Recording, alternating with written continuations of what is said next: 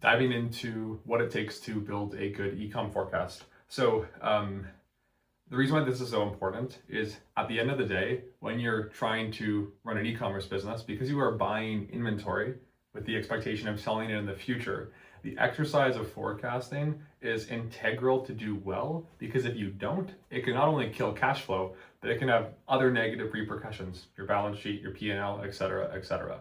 So having a good forecasting system for your brand, whether you do it internally with an agency, with a consultant, so on and so forth, is really, really important.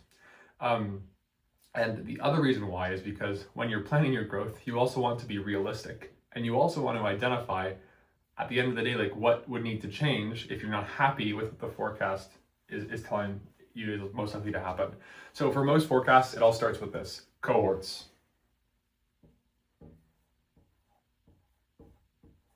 So the reason why it often starts with cohorts is because when you are a ecom brand, you kind of have two customer types, right? You have new customers, so customers you're acquiring for the first time, and then you have return customers. And specifically for the return customer revenue, generally the way this gets forecasted is with cohort analysis. So if you're a Shopify merchant, inside of your default analytics tab, there's generally a cohort analysis report. Essentially what this gives you is by month acquired, how many new customers came back month after month after month after month. And when thinking about forecasting, most of the best ecom models I've seen for forecasting revenue, at least for the return customer piece specifically, are built around cohort analysis. So as you essentially, plan your growth, if you think you're going to get X number of new customers in the month of April, I can then, based off of that forecast, have a base case expectation for how many of those April customers are going to come back in May, June, July, so on and so forth, based off of the historical data. And now, the more difficult part of that is how you actually then have all those cohorts compound, because you're going to have multiple cohorts for multiple past months. So you have to make sure they're all getting merged. And then the other thing you have to consider is also the longer term cohorts. So for example, people who were acquired 2 years ago, and different brands or different categories have, I'd say, higher or lower predictability in terms of their cohort analysis.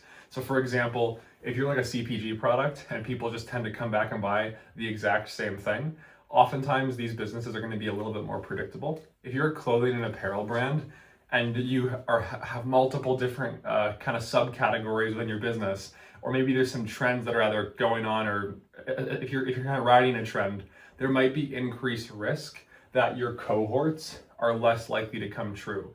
So when doing forecasting, it's not only important to consider like what you think is most likely to come true, but also how confident you are in that base case coming true. Because generally, when you're thinking about growing, your degree of confidence in what you think is going to happen actually coming true heavily impacts how aggressive you may want to be to pursue that actual base case. Because in the event that, let's say, your base case is actually like a really big growth goal, 100% year-over-year growth or something, the amount of risk you may have to take from a balance sheet standpoint to actually facilitate that growth, depending on your confidence in that growth, may not be worth it. Or maybe it is. It's all contextual to your balance sheet. So that's like step one of building the forecast. The next step is essentially the new customer piece. So when thinking about forecasting new customer revenue, a few things have to be true here. So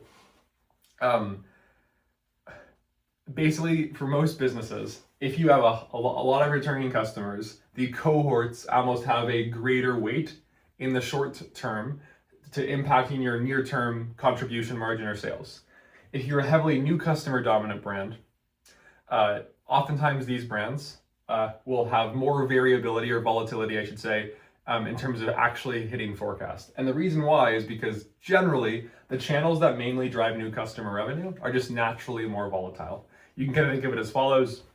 On a short-term window, is my ad performance more consistent or my email performance? Or in some cases, some brands have products that people love so much they just come back and buy organically anyways. Like usually that customer is more stable and predictable than that of new customers. But in terms of building a good forecast, the reason why new customer is still so important is because at the end of the day, everyone starts as a new customer. So if you want to get your cohorts compounding, and if you want to have more new customers coming into your business than you have making their last purchase ever, you have to make sure that you're getting enough new customers in to actually grow. And in many ways, this part of forecasting is the most critical. And the reason why is because it all starts with those new customers, and the risk of getting things wrong here is sometimes greater, especially if you're a new customer dominant brand. So some things to think about when building your new customer forecast. Firstly is the relationship between spend and new customer performance. If you're a bigger brand, you'll have more historical data on this. If you're a smaller brand, you may not. But actually having a baseline understanding of how your spend behaves at scale is super important, because generally speaking, the more you spend, the less efficient your ads will be. And you have to make sure that if your new customer ROAS goes from a 2 to a 1.6, maybe you tripled, so maybe that's still worth it, but depending on your gross margins and your lifetime value through your cohorts, is that actually a positive trade? And forecasting actually allows you to identify if it is a positive trade when modeling out the relationship between new customers and the cohorts that go on to compound over time. So at a very high level, to simply put it, when thinking about forecasting, it all starts with new customers.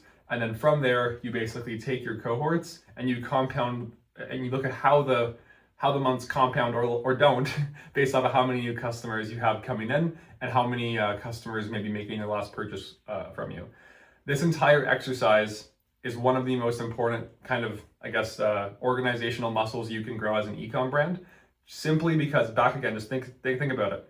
You're buying inventory with an expectation to sell it in the future. And if reality is too far from the expectation, like, you may have serious cash flow issues, which in turn can impact how profitable you can be in the future, because maybe you don't have the cash to actually optimally buy the next round of inventory.